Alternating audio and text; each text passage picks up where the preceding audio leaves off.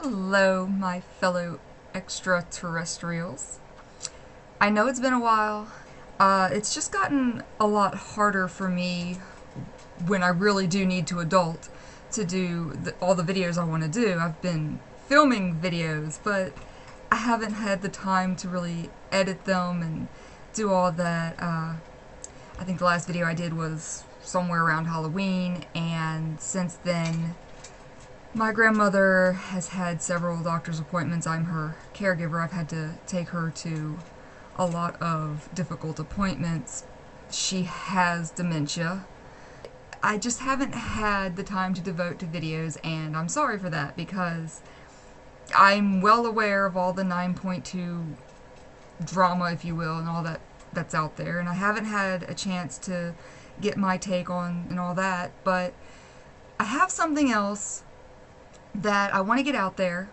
So this may not be the best quality video. I just really want to get these thoughts out there before someone else has this epiphany. This is similar to a video I did a while back where I was asking, what's the point of sending N'Zoth into the Shadowlands? Like, what did his whole segment have to do with anything? We haven't really seen him or spoken of him. There's been no real meaning behind his death. He's not in the Shadowlands that we've seen, and he's not the big epic soul that broke the Arbiter. We're now aware that this is apparently Argus. I asked how the whole N'Zoth thing would have worked out anyway in that video, because old gods are supposed to be void.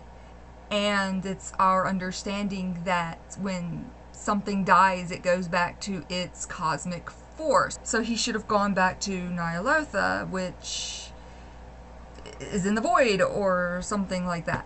Since then, we have had some new perspectives. Let's just be kind and say new perspectives on this whole jailer and the Legion and this epic plan and all of this going back, way back, and yeah, I'm not gonna get into my thoughts on all of that either, but we are seeing that if you pump a world soul full of a different cosmic force, you essentially change its cosmic alignment, if you will. Apparently, that was the whole plan once Sargaras got a hold of Argus as a world soul. The jailer pumped Argus full of death so that when Argus died, he would go to the Shadowlands and break the Arbiter. Which also leaves the question of, where would Argus have gone otherwise? Would he have gone to the Fell? Would he, being a world soul and therefore presumably a Titan, would he have gone to Arcane? Where would he have gone if he wasn't pumped full of death magic? Would he have automatically gone to the Shadowlands? Apparently not. Not if they needed to pump him full of death magic first. So I got to thinking, what happened to the world soul that Sargaras cleaved? It's our understanding that he came upon a void-corrupted Titan world soul, and he cleaved it in half, which would have killed it. This was a horrendous thing to do. This is why the Titan Pantheon went full-blown tyrannical on Sargaras. They were not having any of it, because it is inexcusable. You can't kill another Titan. So the Titan world soul did die. It was considered a Titan, and it was very voidy. All of these things, it's my understanding, they are canonical. Therefore, I ask, where did it go? Did that world soul go to Ny'alotha? Okay. Let's assume for a moment that it did. Where am I going with this? Why do I care where a world soul that Sargaras cleaved all those years ago may or may not have gone? Well, let's look at this for a moment, okay? Let's consider. We are talking years and years and years. We're talking eons. That is a bloody long time, okay? Eons is... that's forever. We're talking at least 10,000 years or more. And every time Sargaras killed his fell demons, they went and they respawned and they came back, and he kept running into the same ones. They would go back to the fell and then eventually reemerge. Could the same thing have happened?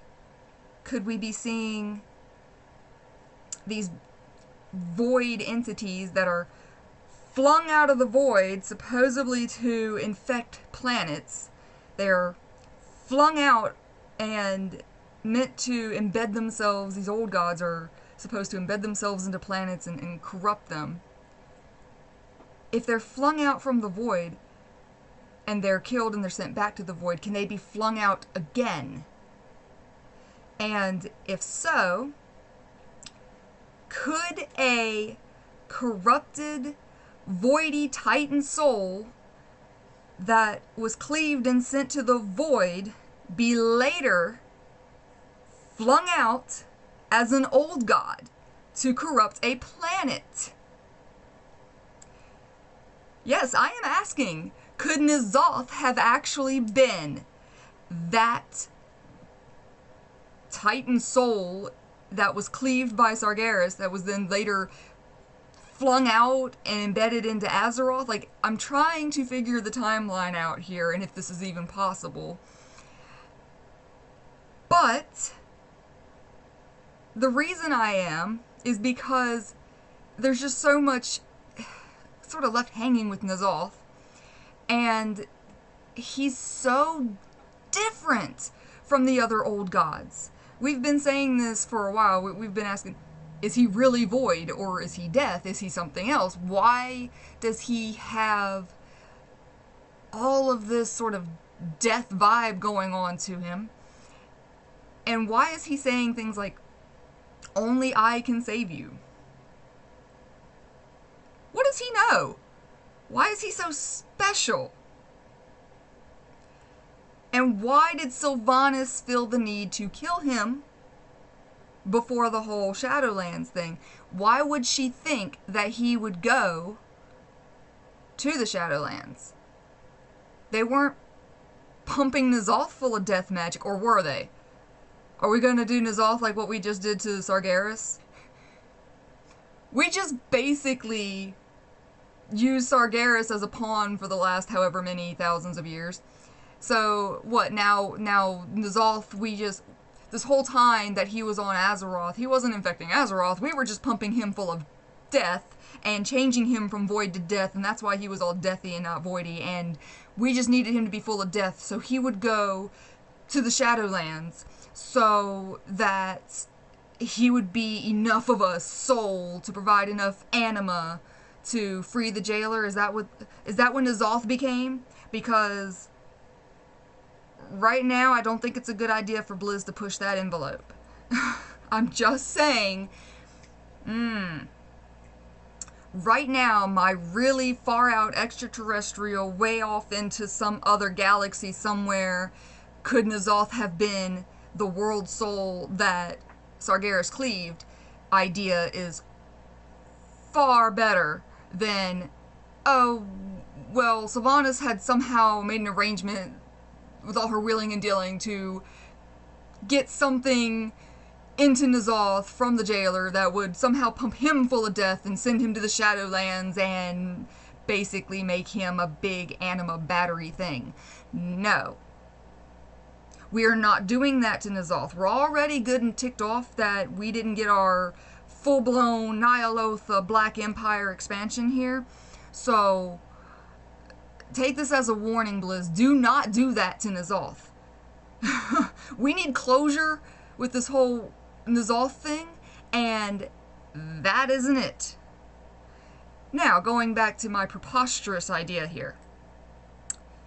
If N'Zoth was a Titan world soul. This could explain a few things. It's really far out there, I know. But it answers some questions, gives rise to new ones, which is always fun. Always great to open some more speculative doors.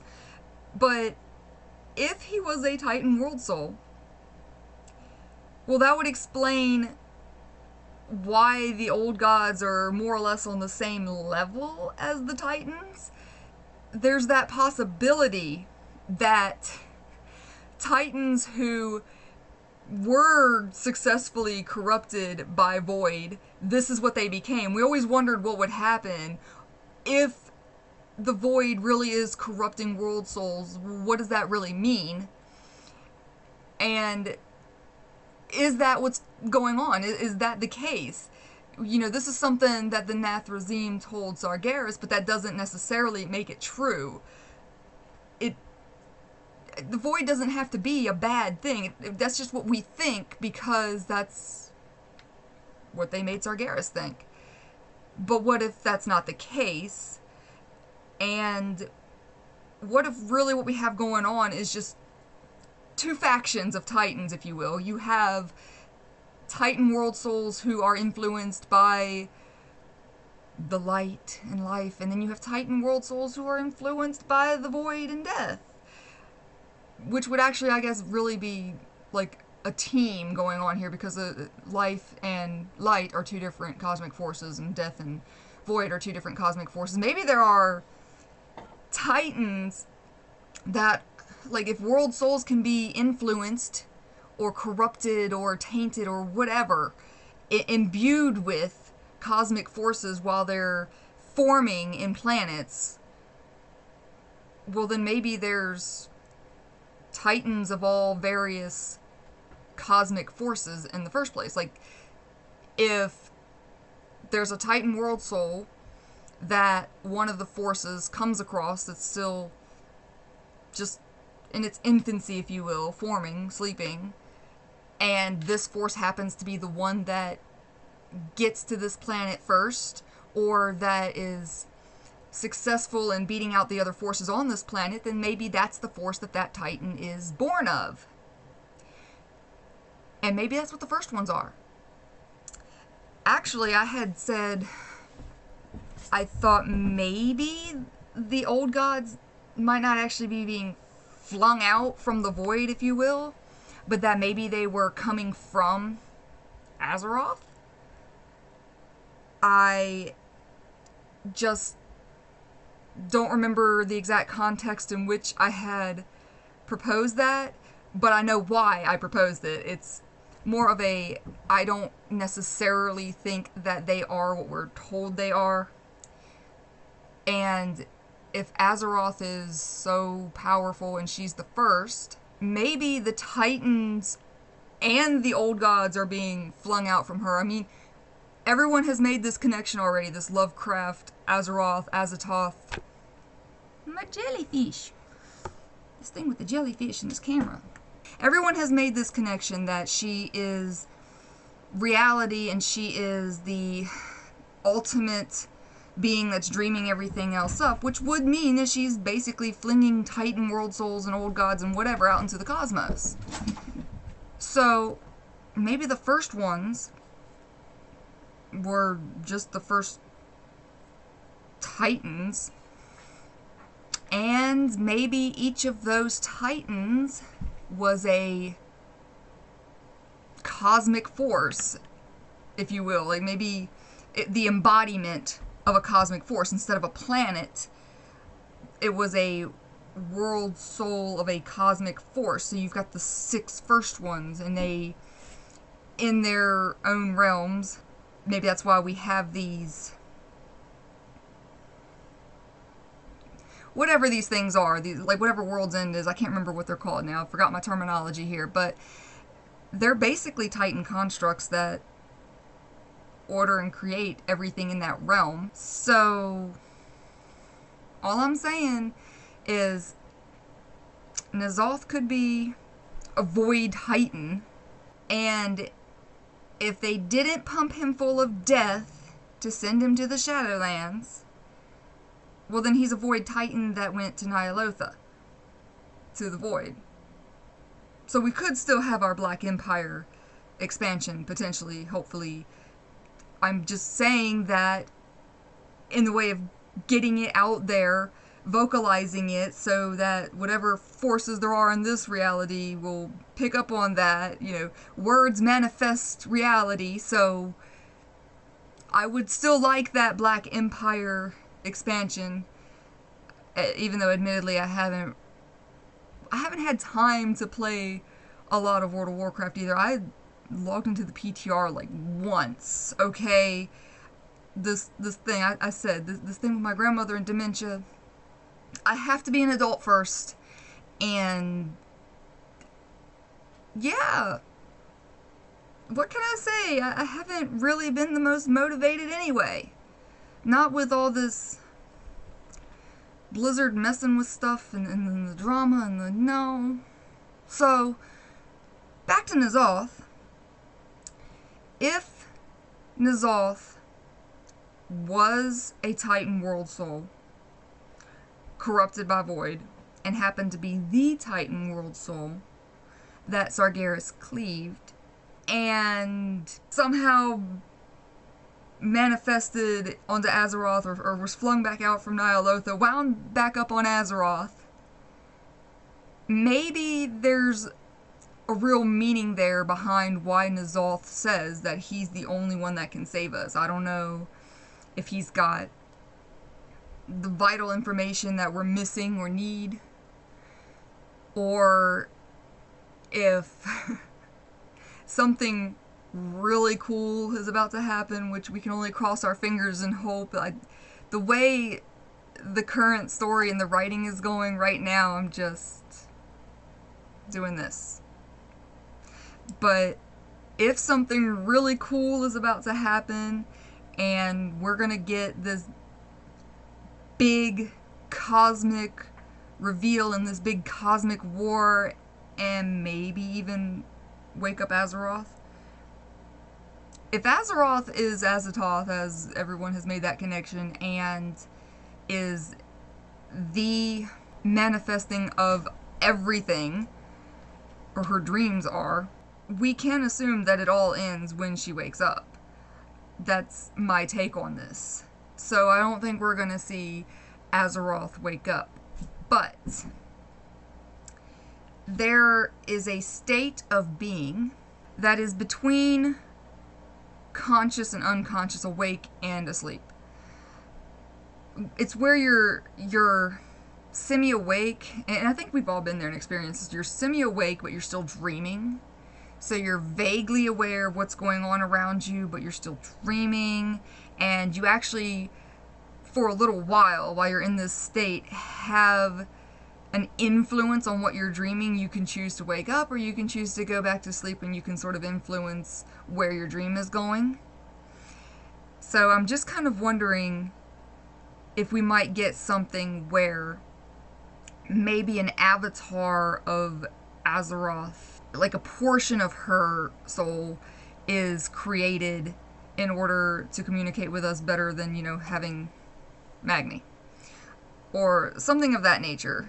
The Titans do all these weird things anyway. They, like when Sargaras destroyed them, they weren't really destroyed. It's like they can preserve a portion of their souls or manifest a portion of their souls when they want to. They can inhabit, if you will, their own constructs, like sort of make a construct for themselves and put a portion of their soul in that, or just take it over. I don't know. They do all this weird stuff that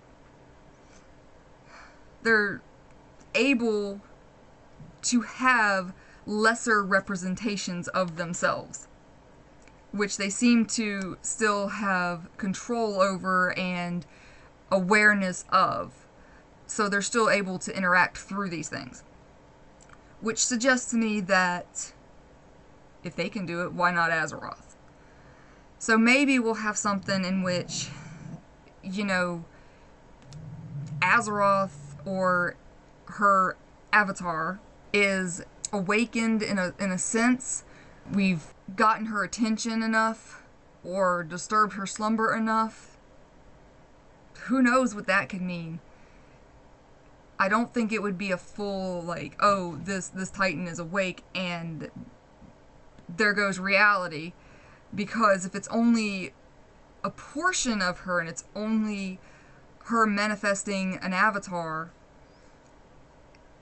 I don't know, I kind of imagine this as being sort of like Argus in a sense. Argus wasn't really a full personality, but that's because of everything that Argus had been through. It's like there wasn't enough of Argus left. So I'm imagining an avatar of Azeroth being not a full personality either. And I am very terrible at explaining this, but I don't think that this would be like complete reality wipe or the end of World of Warcraft or anything like that. But it might be devastating. It might tear rifts through reality or open rifts in reality. Maybe be way more epic, but something akin to like what Sylvanas did when she destroyed the veil between the Shadowlands and Azeroth. But this would be more like, here's Azeroth, or a portion of her, just completely obliterating any sort of walls, realms, veils, whatever, between the cosmic forces, so that they're all starting to bleed together. So we basically would have this chaotic, almost like when the light met the void that were described in there, and there's this big, we would just have this clashing of forces, and all the realms would be falling apart, but not necessarily wiped out. They wouldn't cease to exist. It would just be chaos. Which, I like the sound of this. Would it be nice to just visit a realm that's not falling apart? I feel like, yeah, every Warcraft expansion, we basically show up in new zones and have to fix things. It's almost like One Piece. You ever notice that every single arc of One Piece, every new island we go to, is in chaos? It's being destroyed or overrun. There's some big baddie somewhere and we have to take care of this. Why are we going from place to place having to fix it? Why can't we ever just happen upon a place that it's fine here? It's totally fine. We don't need to fix anything. We're not that important. Nothing is falling apart. You're welcome to explore. You're welcome to visit. But you don't need to go after some big baddie, the current ruler, who's some kind of tyrant destroying the place or taking over or whatever. You just passing through onto the next place. You know, why does everything always have to be falling apart? But yeah, I think if absolutely everything, every realm, including Azeroth, if everything was falling apart, it's pretty hard to top that. It doesn't get much more big baddie epic than that, does it? Maybe N'Zoth really is the only one who can save us? I don't know. I'm not sure why he would be that important. I mean, don't get me wrong, I don't want him to be made less important like what they did to Sargaras. I don't want him to just be a pawn, but I do want him to have a believable importance, a reasonable level of importance. Not, oh, N'Zoth is actually the hero of the entire Warcraft and World of Warcraft epics the whole way through. Like, N'Zoth is great and wonderful, and we love his tentacles, and we love his whispers, and we love all of this, but that would almost equate N'Zoth to Azeroth.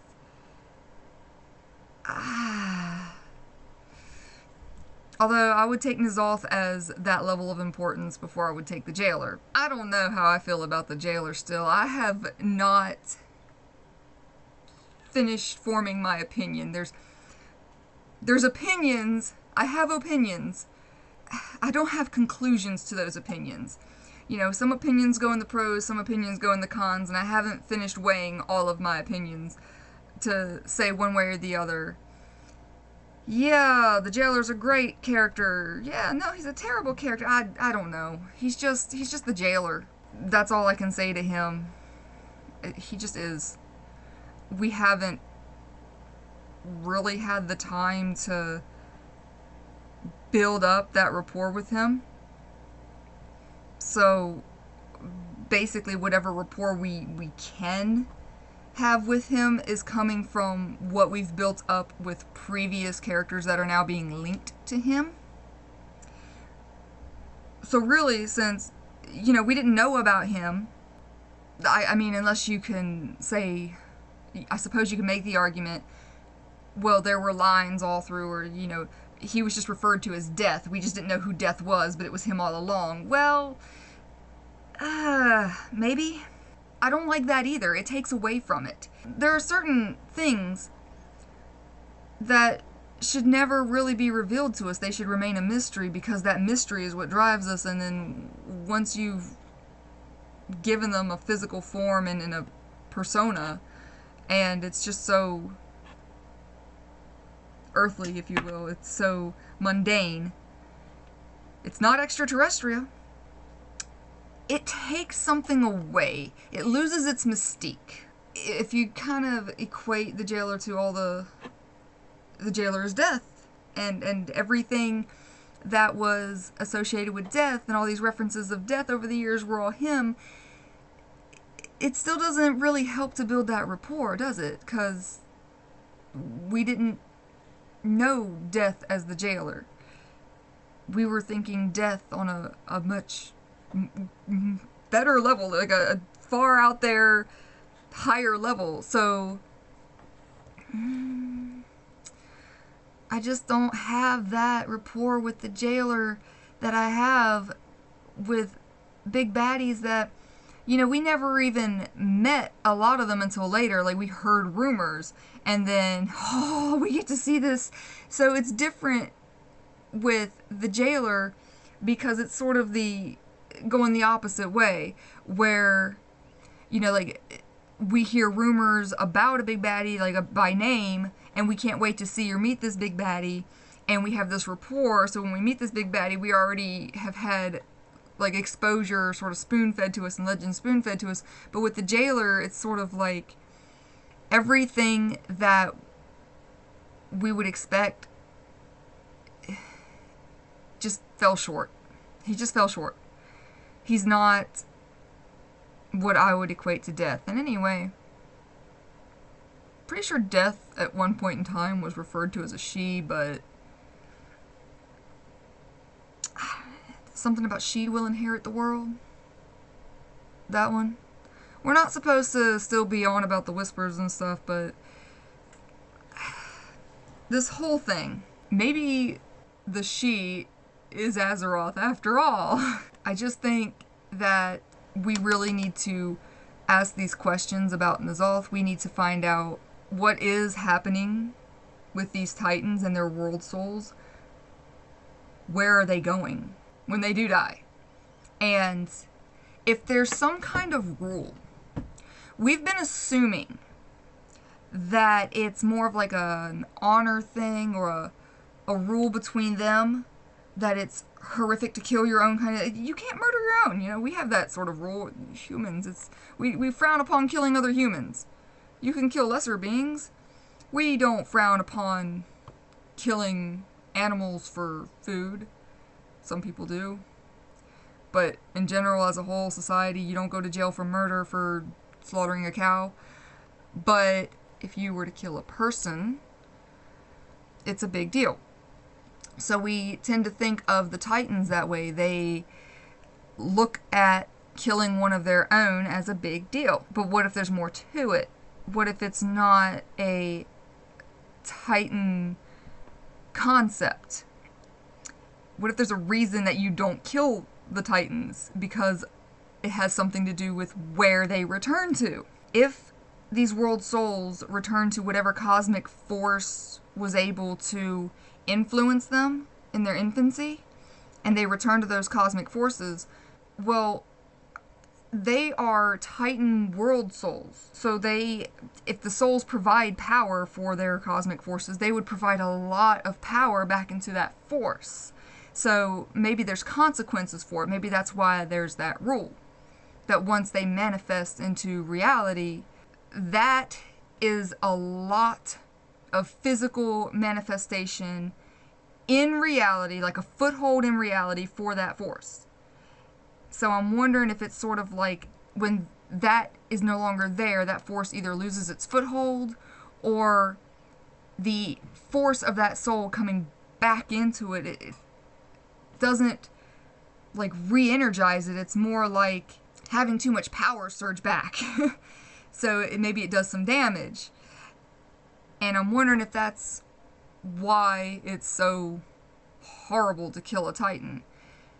But also, if they don't go back to the cosmic forces, if Azeroth is the first, and she created all of these souls, these sleeping souls that manifest into Titans or even old gods like N'Zoth, if that's the case, that would explain how N'Zoth got back on Azeroth. If N'Zoth was that cleaved world soul, then it just manifested back to where it originated. It went back to its source. It popped up as a voidy pimple, if you will, on N'Zoth or on Azeroth. It just kind of, here's this sleeping, not yet ready world soul that's being corrupted by void, and Sargaras just cleaves it. It's done. So it didn't even really get the chance to manifest into reality. It was yes and no. It was in reality, but as a sleeping world soul, still incubating. So it just went back to its source, which was Azeroth, and emerged, instead of as a Titan world soul, it emerged as an old god. Okay? So when you kill a Titan that's not corrupted by void and doesn't become an old god and is just a Titan as we know them, they go back to Azeroth. Why would they necessarily have to go back to Arcane? That's what we think happens. We think they go back to Arcane. But I feel like, and I don't remember what interview it was, I think it was Steve Denuser's interview, but somebody said something about where do the Titans go, rather cheekily. And I just can't help but wonder if they go back to Azeroth. If, like, maybe they are already portions of Azeroth. Maybe she has multiple avatars. They're just multiple personalities of Azeroth manifesting, multiple aspects of her. I don't know. But it's something I've been wondering, because, yeah, I was kind of thinking about this back when we killed Argus. Like, okay, we just killed a Titan, and the Titan Pantheon was there when we did it, by the way. What happened to this whole don't kill Titans thing? Like, they couldn't forgive Sargaras for cleaving the Voidy Titan, but we're allowed to kill Argus? I had some concerns then, and wondering what that was about, and if he was even really a Titan, or if he was something else. Like, you know, we were told he was a Titan, he was a world soul, and it was understood that he was the same as they were, but at the same time I was like, well, if we can kill him, and they're allowing this, why is this okay? Did Sargaras Frankenstein an artificial Titan, and he's not really a Titan, and that's why they're okay with this? Like, I had these questions back then, but I didn't think much of it. I just, okay, well, because he was a bad guy, so that's just how this works. That's the simple Blizzard reason, right? Bad guy, kill him. Plus, there's always that they pop back up later anyway. And knowing that, I did have the, well, will he pop back up later? And if so, as what, and when, and how are they gonna make that work? And I just, now I'm genuinely wondering, since we know that he was pumped full of death magic and intentionally this was done, to send him to the Shadowlands because it matters. It matters when you die. You go to a specific place. It's relevant. If it's relevant based on your force, your cosmic force, now I have to ask, are the Titans really arcane? Or, which considering that interview, it sounds like the Titans all do or are supposed to go back to the same place. Let's put it that way. They're supposed to go back to the same place, but they don't necessarily, apparently, if they're corrupted by death magic. But if they are supposed to go back to the same place, is that same place Azeroth? Okay, now that we've gotten all that out, yeah, I have these lingering questions about N'Zoth still. I did a video on that because we zapped him with Azerite, and that was that. And supposedly it was seriously important at the time for Sylvanas' plan. This was absolutely necessary, that we had to release this old god and had to go through all this BS and had to deal with the BFA storylines because we needed to wheel and deal with Ajara to kill N'Zoth because N'Zoth needed to go to the mall, and yet nothing. Okay. Way to just drop that one, Liz. Like, this is why I think in that previous video I asked, are they just not giving us anything because it was all a lie, it was just a vision, and we didn't actually succeed, and he never made it there, and he's currently taking over Azeroth? Like, maybe he and the jailer are just gonna have this epic Death versus Void showdown for Azeroth. Again, that would suck. That would suck worse than... I may have some really out there... Like, there's probably people who are going all... No way that's canon because this is what the lore says on me about some of these ideas I have. Yeah. Sometimes I think Blizzard needs to hear from us, you know, about their own lore because... There are times where I feel like they forgot what we just did one expansion ago. Like with N'Zoth. And they forgot how upset we were that was what happened to N'Zoth. That was all that we got. So,